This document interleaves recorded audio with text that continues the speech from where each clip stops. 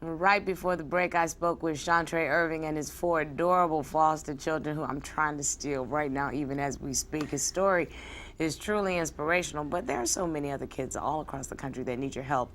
And that's why I invited Amy Hartfeld, the executive director of First Star, a not-for-profit that advocates on behalf of children in foster care. They do God's work, and I'm actually proud to be a part of the organization. I've been a part of First Star for some time now, so I'm a little biased here when it comes. We appreciate your bias. Yeah, and especially on this one, how can anybody not be moved by that story, What a beautiful right? family. What a beautiful family.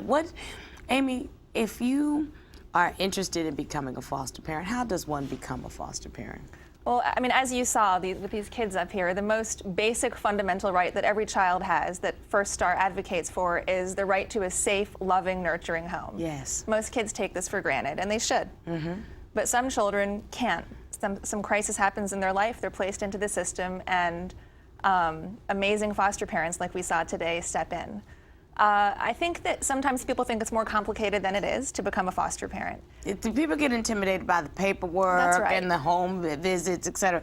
Walk us through just very quickly what the process is. Well, you should know every state has its own requirements. There's no federally mandated process. So you need to check with your state to find out what your state requires. But it's almost universal that you would need to fill out an application, attend an orientation, participate in a home study, and then go through a certification process to become a foster parent. It usually involves training between 6 and 50 hours, depending on the state that you live in. And then what happens afterwards is then you're placed in the queue, and as a child becomes available, or children, depending on what you're looking for, That's right. they try to match the child with you. That's right. And you need to make sure that you fulfill certain requirements. You need to be at least 21 years old. A lot of people think you need to be a married couple, but as we saw today, you don't need to be married. Right, and you don't need to be rich, young man.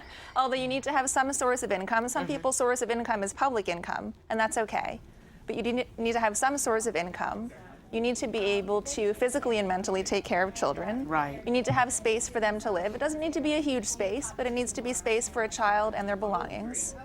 And you need to be able to open your heart and your home to a child that may have a hard time loving you back right away.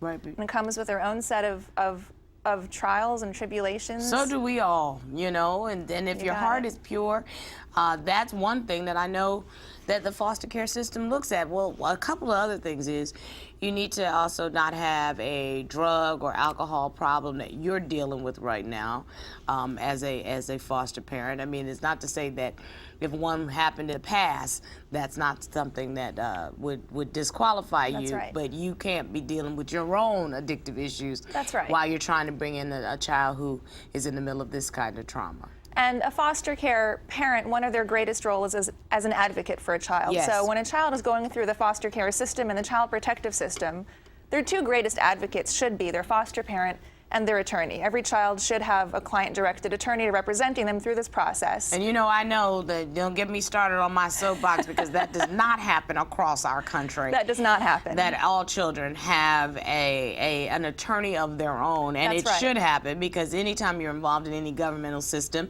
you should have representation that's there solely to represent your interests. You got it, Star. Well, everybody else around the table has attorneys. The parents have an attorney. The state has an attorney. Why shouldn't the child have an attorney? They're representing what they wish to have happen to the court for the judge to consider, along with all the other opinions. So at First Star, my organization, we are involved in a nationwide campaign to make sure that children have attorneys to represent their interests and needs and wants in the court case. But the foster parent often brings things to the attorney and is there to actually tell the court what's going on with the kid. They're there with the child as they're going through the process. As you mentioned before, with what exactly does a foster care agency check on before they accept you as a foster parent? They're going to look at all the adults living in the household. There are 3 main things they want to make sure of. The first is that nobody in the household has a dangerous criminal history. Right. The second is that nobody in the house has a serious substance abuse problem. And the third thing is to make sure that nobody in the house already has had issues with child protective services themselves, that there's no record of them having abused or neglected any children. And if you can meet those requirements and follow through with what your basic state requirements are, and you've got the love for a child, you should try it. It's a real wonderful, wonderful thing. I just love my advocacy on behalf of First Star, and I just love stories like Chantray's. I know that he's going to inspire a lot of people today. I want to thank Amy for coming in. My best to my colleagues over at First Star. And again, next in today's open letter, my plea to the media and their coverage of Heath Ledger. Stay with us.